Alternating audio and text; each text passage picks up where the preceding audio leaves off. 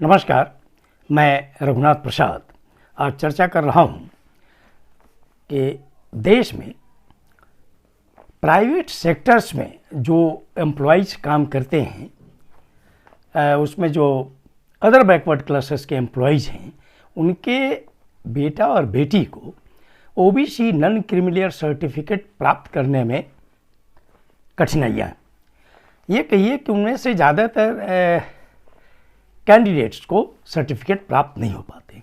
जैसा कि हम सभी जानते हैं कि भारत में जो एम्प्लॉयमेंट है उसका 96 से 97% एम्प्लॉयमेंट सिर्फ प्राइवेट सेक्टर्स में, और प्राइवेट सेक्टर्स में जो बड़े पदों पर हैं उनके पैकेज बहुत अधिक है हो सकते हैं, लेकिन उनमें जो 90% एम्प्लॉयज हैं उनके वेजेस कम हैं और उनके बच्चों को 1993 से लेकर अभी तक 29 वर्ष बीत गए, अभी तक इक्विवेलेंस नहीं होने के कारण सेंट्रल और स्टेट गवर्नमेंट के जो पोस्ट हैं उनके साथ जो इक्विवेलेंस नहीं हुआ group A B C D में, उसके कारण उनको सर्टिफिकेट ओबीसी नॉन क्रीमिलियर का नहीं मिल पाता है और वे रिजर्वेशन का लाभ नहीं उठा पाते। सेंट्रल गवर्नमेंट एम्प्लॉइज और स्टेट गवर्नमेंट एम्प्लॉइज के मामले में तो कठिनाइयाँ आती हैं, फिर भी बहुत लोगों को प्रमाण पत्र मिल जाता है। यहाँ पर मैं फिर कहना चाहूँगा कि पूरे देश में आज भी भ्रम की स्थिति है कि चाहे तहसील कार्यालय हो, सब डिवीज़न कार्यालय हो, अंचल कार्यालय हो, प्रखंड कार्यालय हो, सब डिवीज़न कार्यालय हो, जिला कार्यालय हो, वहाँ के स्टाफ सरकारी एम्प्लॉइज को जब घुमा देते हैं कि नहीं आपका वेतन 8 लाख से ऊपर है वार्षिक, इसलिए आपके बच्चे को नहीं मिलेगा। क्योंकि लगातार हज़ार फ़ोन आते हैं और हम लोग पेपर को उपलब्ध कराते हैं, तब जाकर कहीं समस्या का हल हो रहा है। उसी तरह जैसे 2017 ईस्वी में भारत सरकार के फाइनेंस मिनिस्ट्री ने और हेवी इंडस्ट्री मिनिस्ट्री ने इक्विवेलेंस किया अपने पदों का। जैसे फाइनेंस मिनिस्ट्री ने जो इक्विवेलेंस किया वो लागू होता है पब्लिक सेक्टर अंडरटेकिंग्स पर, पब्लिक सेक्टर के जो बैंक हैं उन पर, पब्लिक सेक्टर के जो इंश्योरेंस कंपनी हैं उन पर और फाइनेंशियल इंस्टीट्यूशंस पर। उसमें जो इक्विवेलेंस हुआ उसमें इक्विवेलेंस में ये दिया गया कि junior managerial scale 1 group A होंगे, जबकि वो भी उचित नहीं जान पड़ता है। कम से कम स्केल 3 तक के ऑफिसर्स जो हैं उनको नॉन क्रीमिलियर में लिया जाना चाहिए था, फिर भी।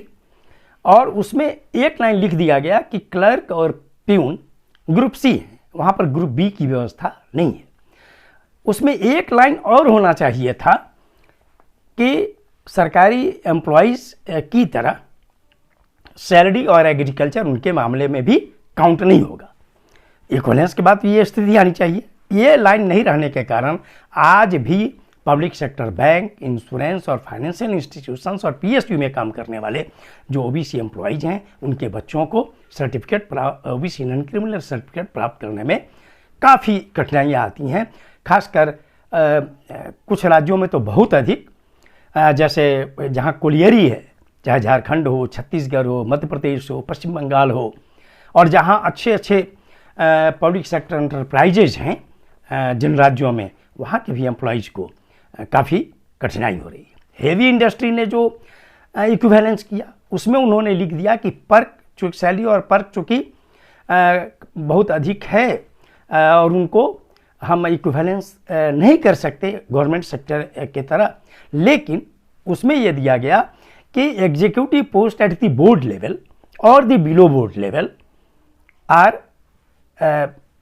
Managerial post and they will be treated as creamy layer. लेकिन उसमें एक लाइन यह नहीं लिखा गया कि जो नॉन एग्जीक्यूटिव पोस्ट हैं, चूँकि 95% जो एम्प्लॉइज हैं पब्लिक सेक्टर एंटरप्राइजेज में वे नॉन एग्जीक्यूटिव पोस्ट पर हैं, ड्राइवर हैं, फीटर हैं, टर्नर हैं, और मैंने देखा है कोलियरी के लोगों को, पेट्रोलियम कॉरपोरेशन, जहाँ जितने भी हेवी कॉरपोरेशंस हैं उनके बच्चों को, चूँकि उनके वेतन 8 लाख से ऊपर चले जाते हैं उनके पेरेंट्स के वार्षिक, तो उनको भी कठिनाई का सामना करना पड़ता है। उस पत्र में भी एक लाइन होना चाहिए था कि सभी नॉन एग्जीक्यूटिव पोस्ट जो पब्लिक सेक्टर एंटरप्राइजेज में हैं वे नॉन क्रीमिलियर हैं।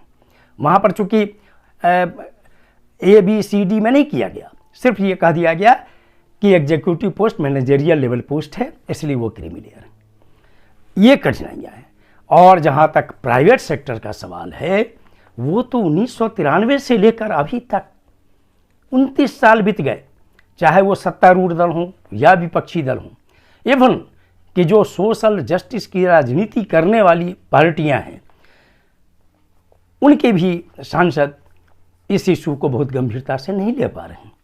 मैं अनुरोध करता हूं सभी पॉलिटिकल पार्टीज के अदर बैकवर्ड क्लासेस के जो भी MPs हैं, चाहे कोई भी पॉलिटिकल पार्टी हो, उनको अभी तो संसद का सत्र भी चलने वाला है, इस इशू को गंभीरता से उठाया जाना चाहिए कि आखिर प्राइवेट सेक्टर का इक्विवेलेंस कब होगा और उनके बच्चों को कब जाकर रिजर्वेशन का लाभ, OBC रिजर्वेशन का लाभ मिल पाएगा। मैं यहाँ पर चर्चा करना चाहूँगा कि रोहित नाथन का केस हुआ और केतन का केस हुआ।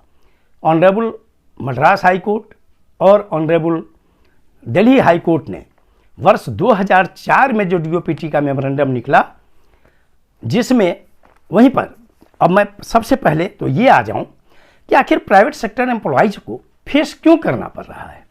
तो मैं ये बतलाऊं कि 8/9/1993 को जब 27% आरक्षण लागू हुआ पूरे देश में भारत सरकार की नौकरियों में OBC के लिए, तो उसमें ऑफिस मेमोरेंडम निकला 36012 8/9/1993।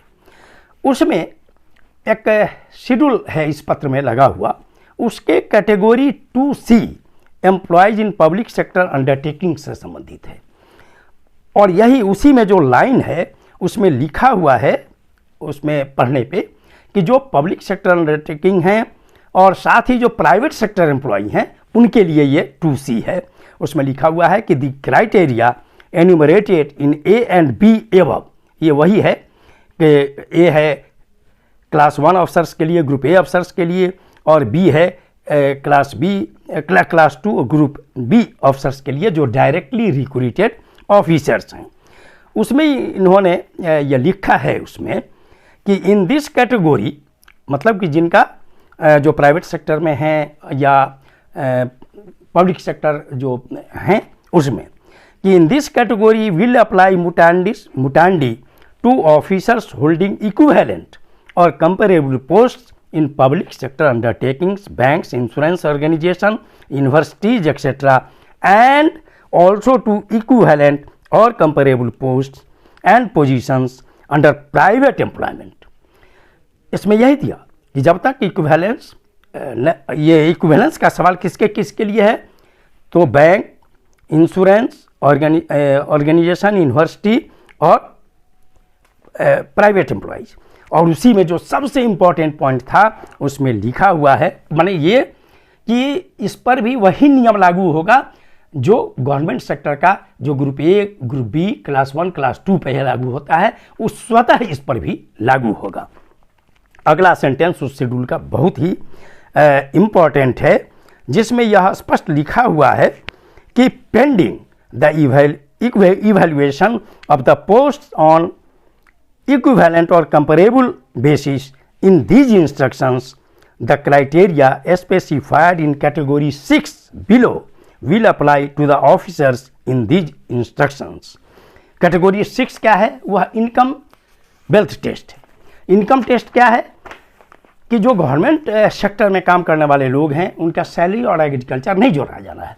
तो इसमें यही व्यवस्था थी कि जब तक सरकार इक्विवेलेंस नहीं करती है, पब्लिक सेक्टर या प्राइवेट सेक्टर के जो अन्य संस्थान हैं जो प्योरली गवर्नमेंट नहीं है, और प्राइवेट सेक्टर की जब तक उन पर नहीं होता है तब तक जो क्लॉज 6 है वो उसी तरह प्राइवेट सेक्टर और पब्लिक सेक्टर पर लागू रहेगा कि सैलरी एग्रीकल्चर नहीं काउंट होगा, वैसे ही जैसे गवर्नमेंट सेक्टर पे नहीं होता। यह स्थिति 11 साल तक चली, दिक्कतें होती रही, लेकिन एक DOPT ने ऑफिस मेमोरेंडम निकाल दिया 36033 दिनांक 14/10/2004। उसमें दे दिया गया कि जिनका इक्विवेलेंस नहीं हुआ है उनका जो क्राइटेरिया होगा क्रीमी लेयर और नॉन क्रीमी लेयर टेस्ट का, वो दो तरह से होगा।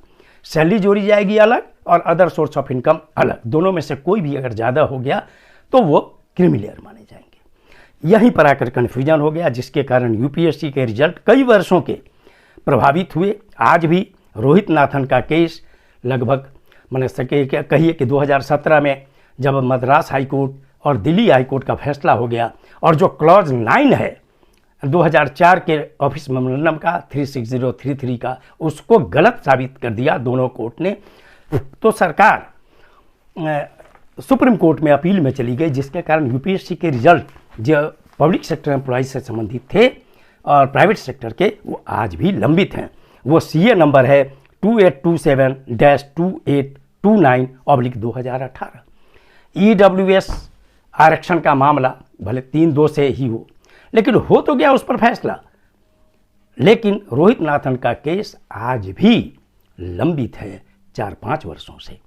मैं अनुरोध करता हूँ सभी पॉलिटिकल पार्टीज़ के ओबीसी माननीय सांसदों से कि इस इशू को कि प्राइवेट सेक्टर का इक्विवेलेंस जल्द से जल्द होना चाहिए गवर्नमेंट सेक्टर के अनुपात में। Group A B C D में जो मैनेजरियल पोस्ट है, जैसे फिनांस मिनिस्ट्री ने किया, जैसे हेवी इंडस्ट्री मिनिस्ट्री ने किया, तो मैनेजरियल पोस्ट को क्रीमी लेयर में लेकर और जो नॉन मैनेजरियल पोस्ट हैं उनको नॉन क्रीमी लेयर मानते हुए डीओपीटी और सोशल जस्टिस मिनिस्ट्री के स्तर पे सभी माननीय सांसद उठाएं इस इशू को, संसद में भी उठाएं, ताकि इक्विवेलेंस हो 29 वर्षों के बाद ही सही, ताकि जो अदर बैकवर्ड क्लासेस के एम्प्लॉइज़ हैं प्राइवेट सेक्टर्स में, उनके बच्चों को भी रिजर्वेशन का लाभ मिल सके।